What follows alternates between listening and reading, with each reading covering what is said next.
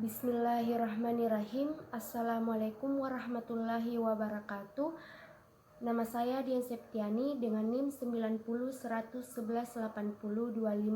Baik, di sini saya akan menjelaskan materi tentang akad wakalah yang saya ketahui. Nah, yang pertama yang harus kita ketahui yaitu definisi akad wakalah.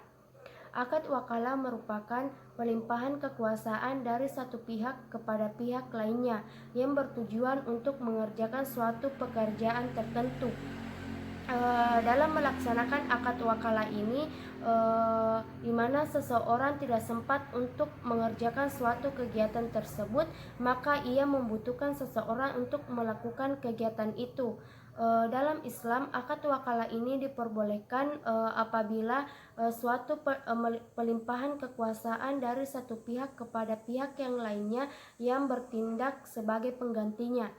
Nah, adapun pada dasar hukum akad wakalah ini terdapat pada Quran surah Al-Kahfi ayat 19 yang artinya, dan suruhlah seorang di antara kamu pergi ke kota dengan membawa uang perakmu ini, dan hendaklah ia melihat makanan yang lebih baik, maka hendaklah ia membawa makananmu untukmu, dan hendaklah berperilaku lemah lembut, dan janganlah sekali-kali menceritakan halmu kepada seorang pun.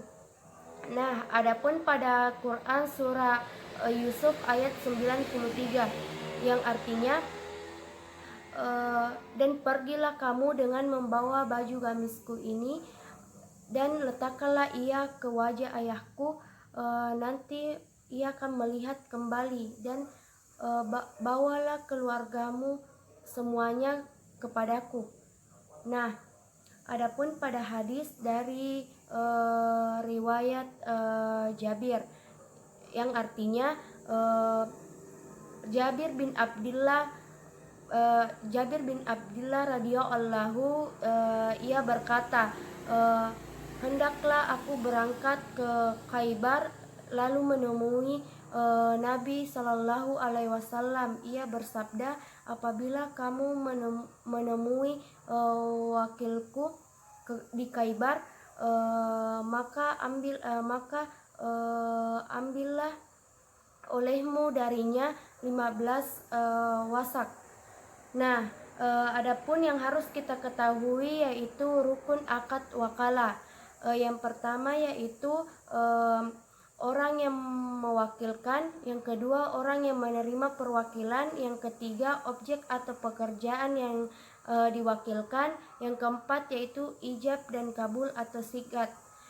Sedangkan syarat akad wakalah, yang pertama yaitu barang atau pekerjaan yang akan diwakilkan harus sebagian dari hak atas kekuasaan pewakil, bukan atas barang atau pekerjaan orang lain yang akan diwakilkan. Nah, yang kedua yaitu pewakil atau penerima wakilan harus balik dan berakal, dan yang ketiga yaitu barang atau pekerjaan yang akan diwakilkan harus jelas, sehingga orang yang mewakilkan mengerjakan ataupun melanjutkannya dengan benar.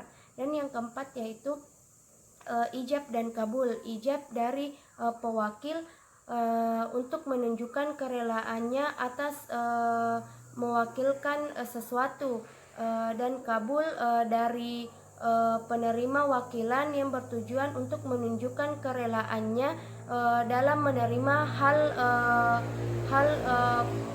dalam perwakilan kepadanya. Nah, selanjutnya berakhirnya akad wakalah ini apabila yang pertama yaitu salah satu orang yang berakad meninggal, yang kedua salah satu orang yang berakad menjadi gila, dan yang ketiga yaitu objek atau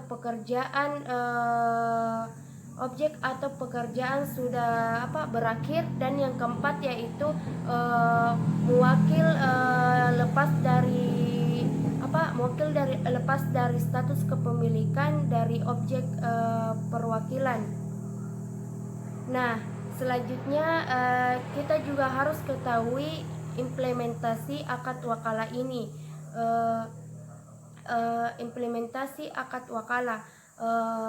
Akad wakalah dari praktik lembaga keuangan syariah, di mana di dalamnya ada pun akad lainnya.